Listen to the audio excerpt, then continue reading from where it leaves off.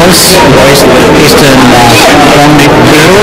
So these hatchlings are about 3 months old, and they're for sale today at the Reptile Expo at Castle Hill, $80 each, or $150 for cute little creatures.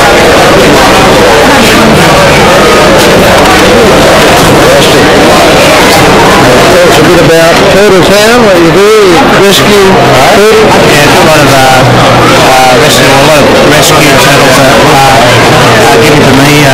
Typically go look after turtles that have been found wandering around or been rehabilitated, or some of them had injuries, lost the foot or whatever, and various wildlife caring services given to me to look after in the ponds that have constructed over the years.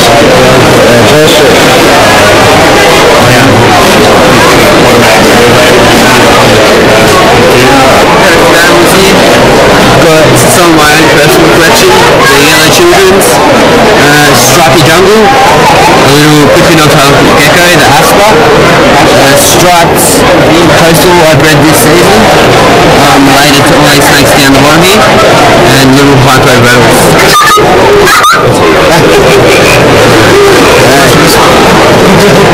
How about a big hand for the man behind it all? He's done a great job. Should we do it again next year? Who's coming? Thanks very much, everyone. Well, the 2008 Frog and Reptile Show is just winding up, and it's been a fantastic success. Thousands and thousands of people have come over the weekend, and we're really excited, and what makes us excited is seeing all the thousands of people excited as well.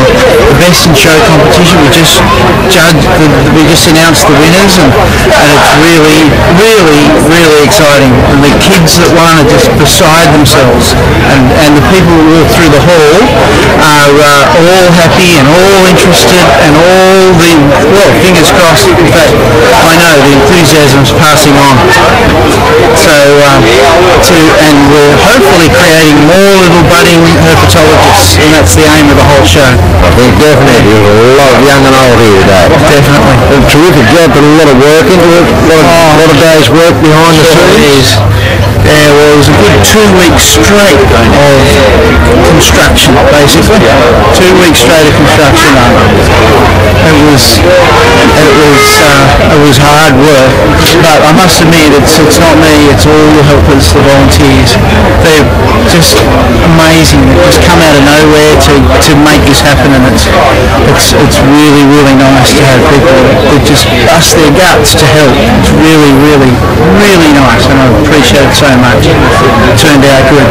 And at the end of the day, it's all been worth it. Yeah, when you see happy people, that's the best part. More budding little herpos, really, that's what we want. Will we see it bigger and better next year? And that's a good question, I'd say so. Can't not. Yeah. Terrific. Thanks very much, Anthony. Great job, mate. Pleasure. Thanks, sir. Thank you. Hi, my name's Tony, and this is Crush the Crocodile. He's a saltwater crocodile, and he's the star of my shows. I do reptile parties, fates, daycare centres, schools, meet and greets on all occasions. I'll turn up, come to your house with a variety of lizards, a variety of snakes, saltwater crocodile and turtle, and put on a show.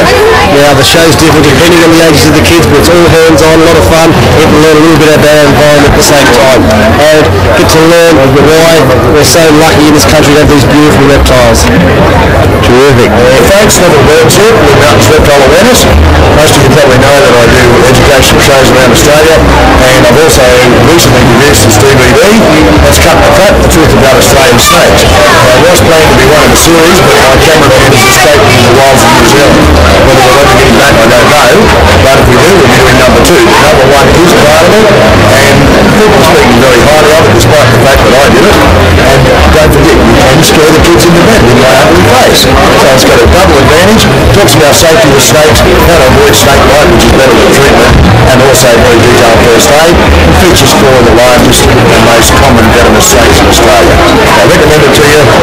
Let's cut the crap. The truth about Australian snakes. Thank you. Where can we get it? It's available through a couple of shops and at the Reptile Park at Boston, and it's also available from me, Interveiws at bigpond.com. Send me an email, we'll arrange for it. Hey, what's up? What do you guys want to know now? Feed me here. Tell us about Slither and Reptile racks and cages. Tell me about Slither. Great product. It's vision. I'm a distributor for vision, so we import this stuff from the States. I've got them made over here on the plane. It's vision cages. They've actually just come over to Australia. They're great cages. I use them in America just for all our venomous because they are heavy-duty cages. They're easy to clean. They're escape-proof. You put a jeweler's lock on there, and you don't have to worry about coaches crawling through your house. In your case here, you don't have to worry about a rapids crawling in. But I love him. Jason, I met him in the United States. He told me, come on out, let's do the Australian show. We're just getting into reptiles. Reptiles are my passion. I love this stuff. I get to be a kid, and I can't ask for anything better than that. I get to play with crocodiles, venomous snakes, and lions, tigers, and bears, oh my. But, this is what I love to do. And I can't ask for anything better in life than that. People are talking about the Burmese pythons in the Everglades and everything else that's established in Florida. Well, Florida is the perfect habitat for any kind of animal. Now, as far as people releasing them, I don't believe that's what happened. Because, when that would have had to happen, Burmese pythons were too valuable for people to go pay $1,000 for a snake and let it go into the wild. I don't know about you, but I can't afford to do that. And neither can anyone else. These scientists have absolutely lost their minds thinking about that. They call themselves scientists and they can't even look at it in a scientific aspect. What proof do they have? None. I'll tell you what probably happened, and I don't have proof that it did happen, but there are importers in Miami. And Miami was hit by a thing, let's see, can we recall? It's called Hurricane Andrew. It was devastating. It was worse than Hurricane Katrina. It wiped out Miami. Snakes, everything were let loose, and after 15 years, they've established, and they're breeding. Of course they're going to be around there. But personally, I think it's the best thing since sliced bread. Where else in the United States could you go and catch a python? You guys get to do it all the time here in Australia, and I'm over here visiting, and I think this is great. I get to go out and see red bellies. I get to see pythons. I mean, this is great. Now I get to go home, go down to the Everglades, and hunt Burmese pythons. What more can I ask for? Take care, guys. You rock. You got your filling that? That's a taipan? It's a children's python. Okay. No problem.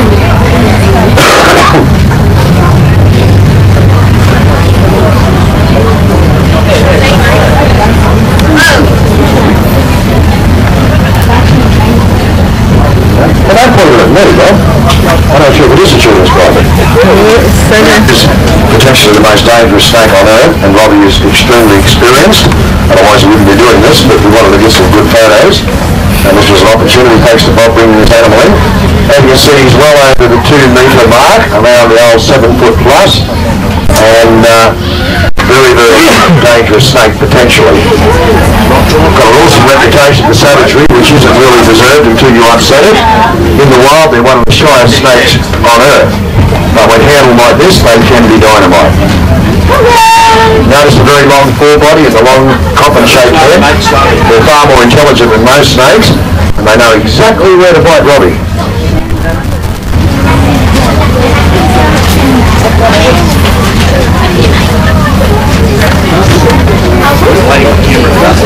Don't jinx him, Neff. Yeah,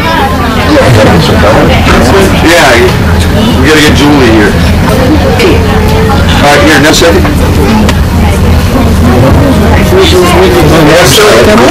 I've never swam. Coming back out. Well, it's coming out again.